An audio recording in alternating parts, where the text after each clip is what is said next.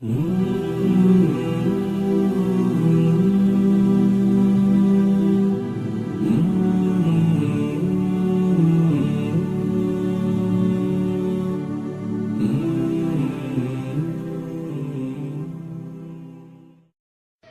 Muslims, if we want to change this society, if we want to change the direction of this society, if we want to affect this society, we have to first reform ourselves.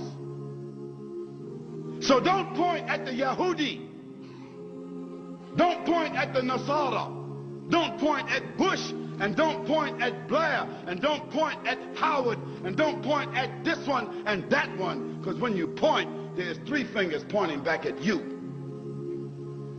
Blame yourself, because when you sincerely blame yourself, you will change yourself. The Prophet Yunus alayhi salam, when those people threw him out the boat into the water, they want him to die, didn't they? They want him to die. They want him to drown. Or they want the big fish to swallow him. They throw him in the boat. They did that. They conspired against him and they threw him in the boat. They threw him out. But when they threw him out, he didn't say, "Oh, why you do that? You guys is no good. You are criminals." And while he's almost drowning, he's blaming them. No. When they threw him out the boat, and immediately Allah subhanahu wa ta'ala sent the hoot. Swallow him. Immediately the whale came and swallowed him.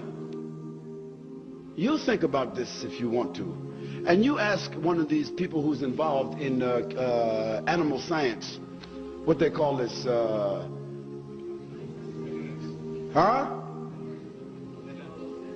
no, oceanography or biology or marine biology. Ask them about the whale and the stomach of the whale. They will tell you that if someone is swallowed by the whale, first of all, he has no air, because the whale himself is a mammal. He must come up for air himself, is right. So if the whale has no air, he has to come up for air. He's a mammal.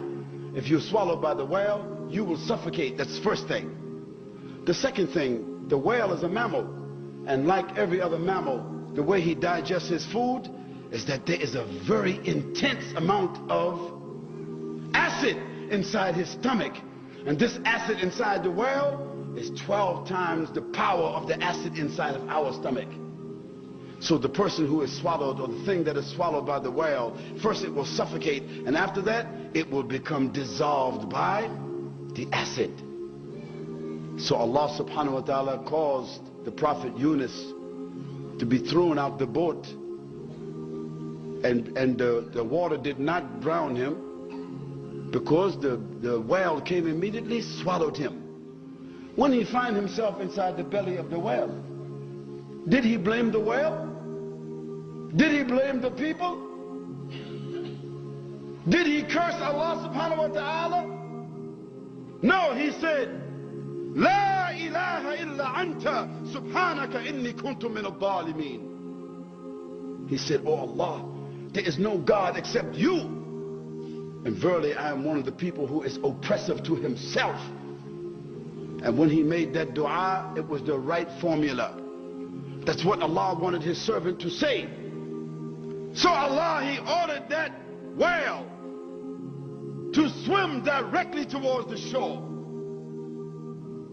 And before the acid in his stomach was able to cause any harm to Yunus alayhi salam, that whale, he swam to the shore and he spit up on the shore like you and I, we vomit. That whale, he vomit Yunus onto the shore, and the slime from his stomach covered Yunus alayhi salam until he healed, and then it became dry in the sunlight until it became over him like a vegetable, until it healed him, and then after that it turned into powder, and he gets up and he's full and he's okay. How Allah subhanahu wa ta'ala saved his servant. You and I, we have been thrown into this whale, and the acid is burning us every day and burning our children every day. And we are blaming Howard and Coward and Blair and Snare and the Bush in the bush. We're blaming everyone except ourselves. Oh, Muslims, blame yourselves. Say, La-ilaha-illallah anta subhanaka inni kuntu min al-dhalimin. Then you will start to see that Allah subhanahu wa ta'ala, He has tested the Anbiya with trials like our trials. And He sent Wahi to reform His Anbiya. He didn't send Wahi to reform His Anbiya from committing sins, because a prophet, he did not commit sins, but he reformed their behavior towards Allah. He gave them what? Tawakkal. He gave them confidence. He gave them words. He gave them mu'jiza. He gave them wisdom. He showed them how to speak, how to act, how to deal, how to rely upon Allah subhanahu wa ta'ala, how to go and talk, not to have fear upon Allah, and to look at the creatures as only creatures.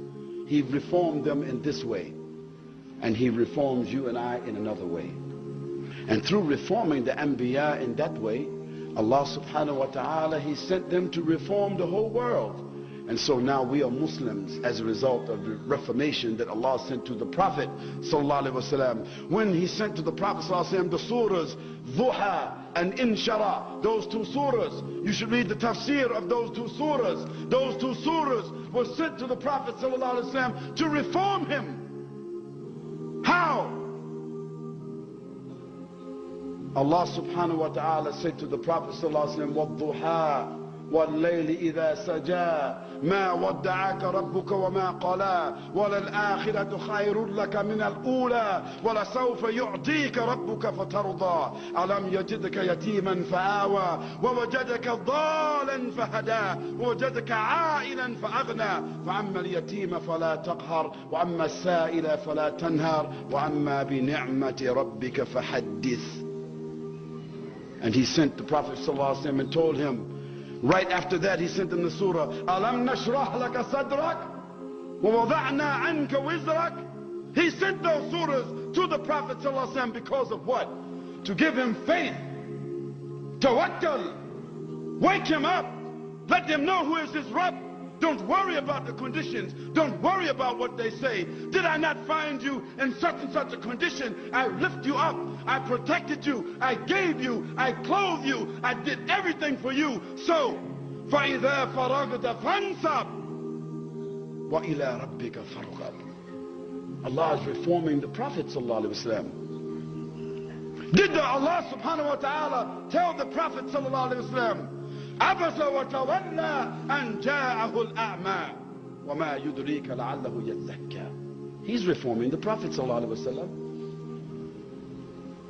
So if Allah, He sent Wahi to reform the Prophet ﷺ, reform his spirit, prepare him for the responsibility, then what He gave to the Prophet ﷺ, the Quran and the Sunnah, He gave it to you and me to reform.